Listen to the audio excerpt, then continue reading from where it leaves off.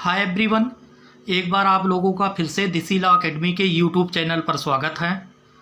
जैसा कि पिछली वीडियो में एक क्वेश्चन आप लोगों के होमवर्क के लिए छोड़ा था मैंने, उसका जो सही आंसर होगा वो इस प्रकार होगा। हमारा जो क्वेश्चन था एक बार ध्यान करते हैं उस पर।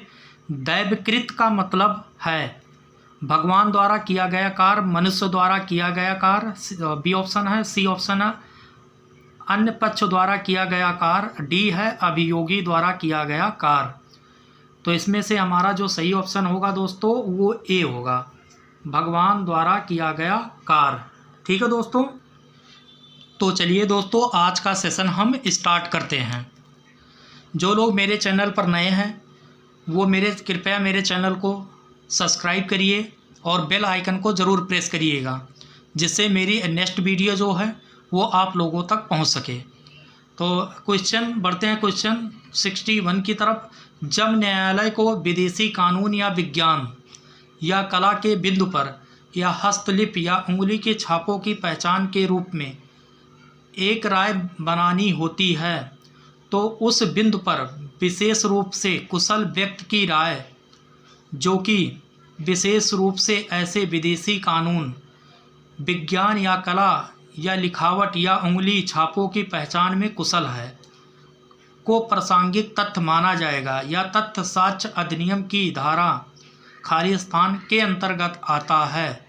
4 ऑप्शन मिलेंगे दोस्तों आपको। ए है धारा 42, बी ऑप्शन है धारा 45, और सी ऑप्शन है धारा 50, डी ऑप्शन है धारा 55। इनमें से कोई एक ऑप्शन हमारा सही है दोस्तों। तो सही ऑप्शन को आप लोगों को सेलेक्ट करना। सही ऑप्शन हमारा क्या होगा दोस्तों? 45, धारा 45, बी ऑप्शन हमारा सही होगा। बढ़ते हैं क्वेश्चन 62 की तरफ दोस्तों। ए जानबूझकर और झूठ बोलकर बी को यह विश्वास दिलाता है कि जमीन का कोई हिस्सा उसका है और वह बी को यह जमीन खरीदने और उसका भुगतान करने के लिए प्रेरित करता है। बाद में जमीन ए की संपत्ति बन जाती है और ए यह कहकर बिक्री रोक देता है कि बेचते समय वो ज़मीन उसकी नहीं थी। उसे अपने इस मालिकाना हक को साबित करने के लिए अनुमति नहीं दी जाएगी। साक्ष्य अधिनियम की कौन सी धारा लागू है? 4 ऑप्शन मिलेंगे। ए है धारा 92, बी ऑप्शन है धारा 124, सी ऑप्शन है धारा 115, डी ऑप्शन है धारा 101। तो सही ऑप्शन आप लोगों को सेलेक्ट करना दोस्तों। इसमें हमारा सही ऑप्शन क्या होगा? सी ऑप्शन धारा 115। ठीक है दोस्तों, बढ़ते हैं क्वेश्चन 63 की तरफ दोस्तों। मध्यस्थता अधिनियम 1996 निरस्त करता है। 4 ऑप्शन है।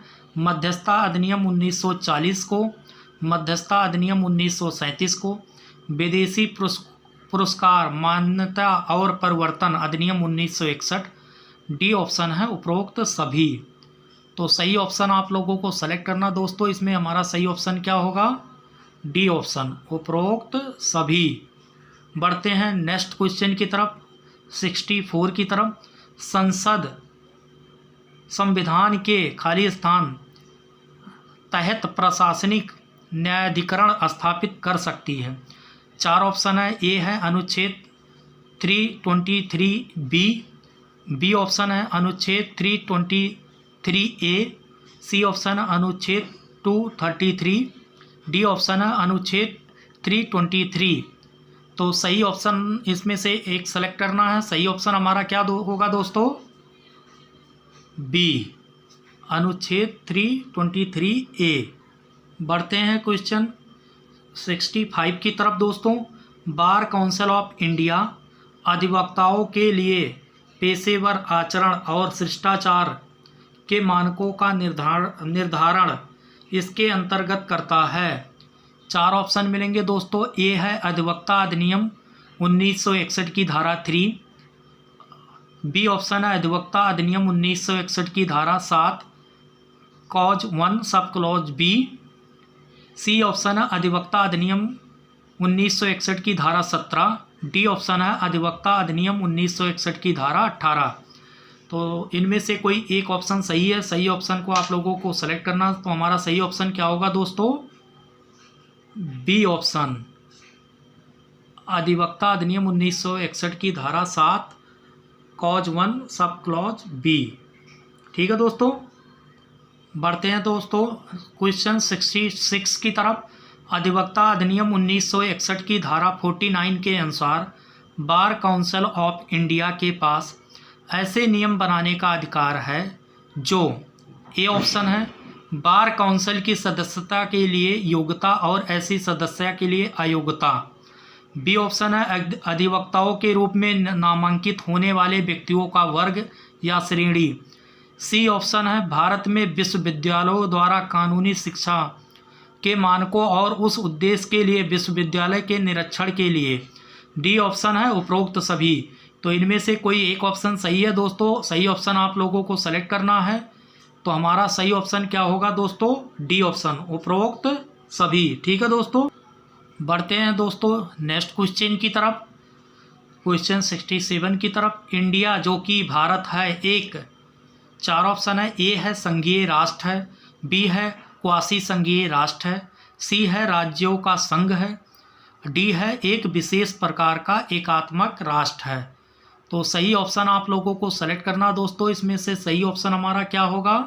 सी ऑप्शन होगा, राज्यों का संघ है। भारत एक राज्यों का संघ है। ठीक है दोस्तों, बढ़ते हैं दोस्तों क्वेश्चन 68 की तरफ।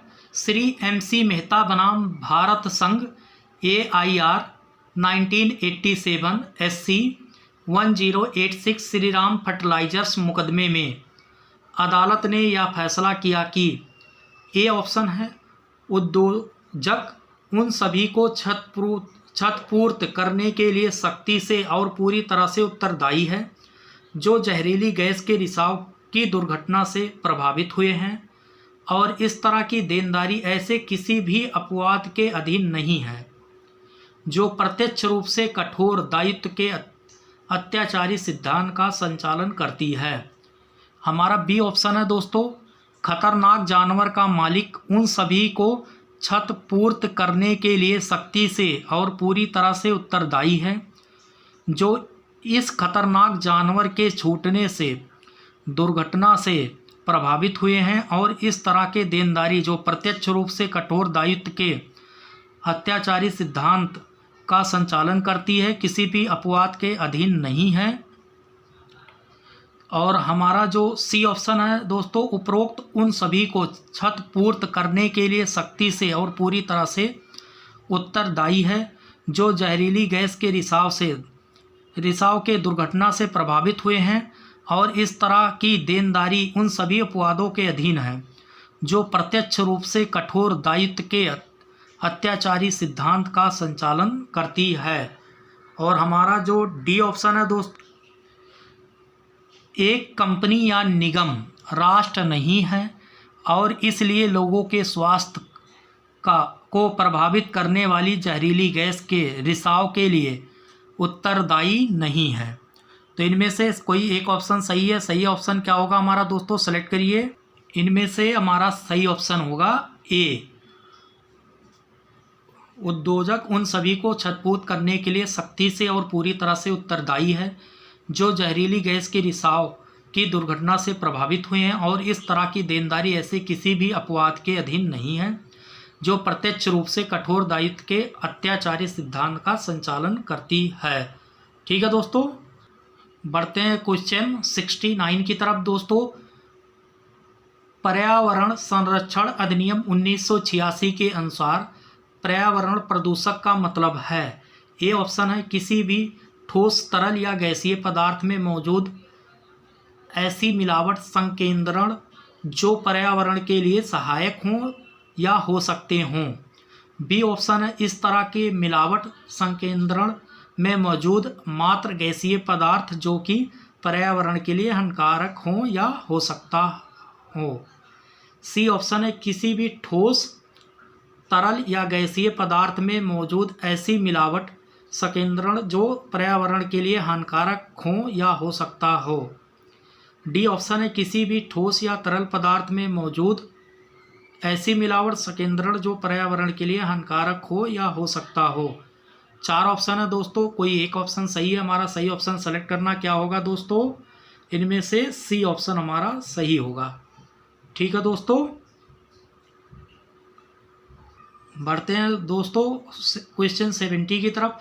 राष्ट्रीय हरित अधिकरण अपने अधिकार क्षेत्र का प्रयोग किस संदर्भ में प्रयोग नहीं कर सकता है। ए ऑप्शन है वन्यजीव संरक्षण अधिनियम 1972। बी ऑप्शन है शेडेड tribes and other traditional forest dwellers वन राइट्स की मान्यता अधिनियम 2006। सी ऑप्शन है सार्वजनिक देयता बीमा अधिनियम 1991। डी ऑप्शन है ए दोनों, ए और बी। तो इनमें से सही ऑप्शन हमें सेलेक्ट करना दोस्तों। हमारा सही ऑप्शन क्या होगा, डी दोनों, ए और बी। ठीक है दोस्तों, बढ़ते हैं दोस्तों क्वेश्चन 71 की तरफ। इलेक्ट्रॉनिक संचार में एक भरोसेमंद इकाई के रूप में पहचान करके उपभोक्ता द्वारा नाम, पासवर्ड और क्रेडिट कार्ड विवरण और कभी अप्रत्यक्ष रूप से धन के रूप में संवेदनशील जानकारी प्राप्त करने के प्रयास को के रूप में जाना जाता है। ए है इंटरनेट धोखाधड़ी, बी है संदेश भेजकर धोखाधड़ी, सी है धोखा या ठगना, डी है इलेक्ट्रॉनिक मेल भेजकर धोखाधड़ी। कोई एक ऑप्शन सेलेक्ट करना सही है दोस्तों। हमारा क्या होगा सही ऑप्शन, सी धोखा या ठगना। ठीक है दोस्तों, बढ़ते हैं दोस्तों नेक्स्ट क्वेश्चन की तरफ 72 की तरफ। आईपीसी की धारा 82 के हिसाब से किसी बच्चे द्वारा कितनी उम्र से नीचे किए गए जुर्म को जुर्म नहीं माना जाता। 4 ऑप्शन है, ए है 14 वर्ष, बी है 7 वर्ष, सी है 18 वर्ष, डी है 21 वर्ष। तो इनमें से सही ऑप्शन सेलेक्ट करना दोस्तों क्या होगा, बी 7 वर्ष।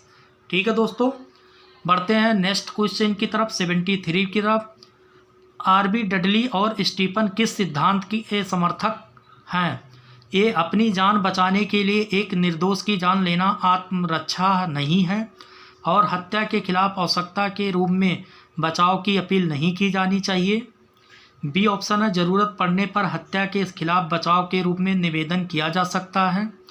अपने स्वयं को बचाने के लिए निर्दोष के जीवन को खत्म करना जरूरी हो सकता है।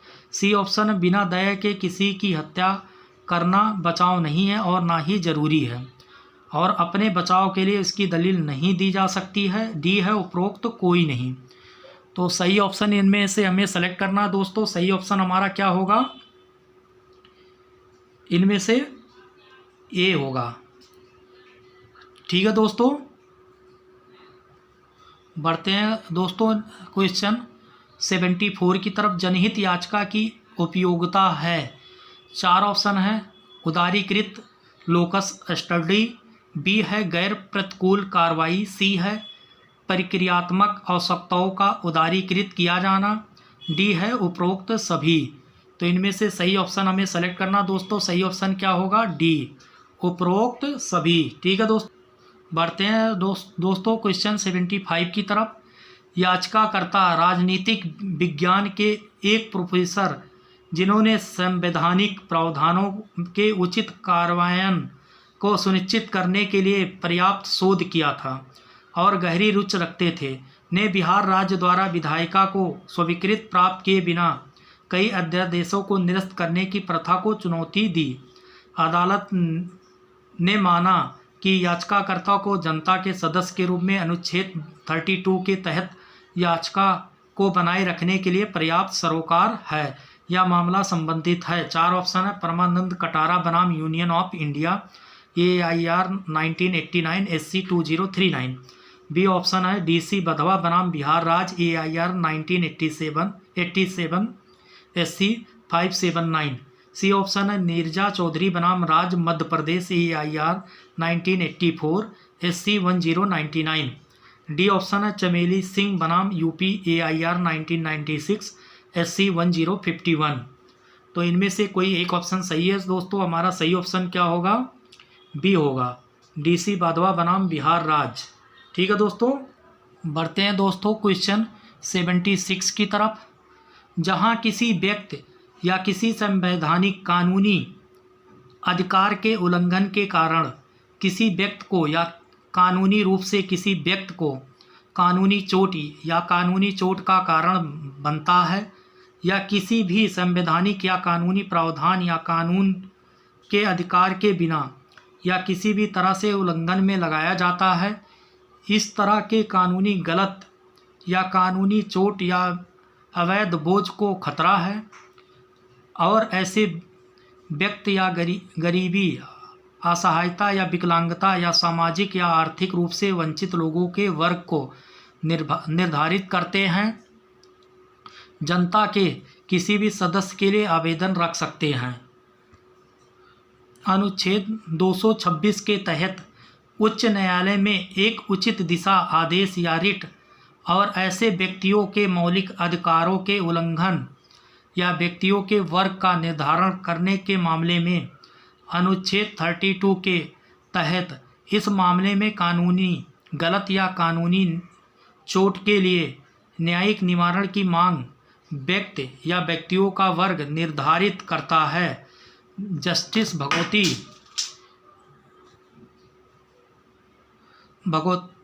भगोती ने ऐसा किस मामले में कहा? 4 ऑप्शन मिलेंगे दोस्तों। ये है people's union for democratic rights बनाम भारत संघ। बी ऑप्शन है अशोक कुमार पांडे बनाम WBK राज। सी ऑप्शन है SP गुप्ता बनाम भारत संघ।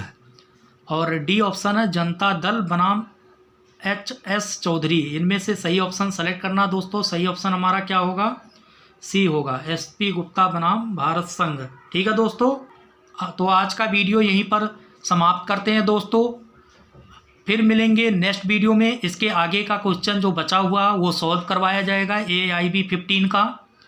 जो लोग मेरे चैनल पर नए हैं, अगर ये वीडियो अच्छी लगी हो तो इसको शेयर करिए, लाइक करिए और मेरे चैनल को सब्सक्राइब करिए और बेल आइकन को ज़रूर प्रेस करिएगा, जिससे मेरी नेक्स्ट वीडियो जो हो वो आप लोगों तक पहुंच सके। ठीक है दोस्तों।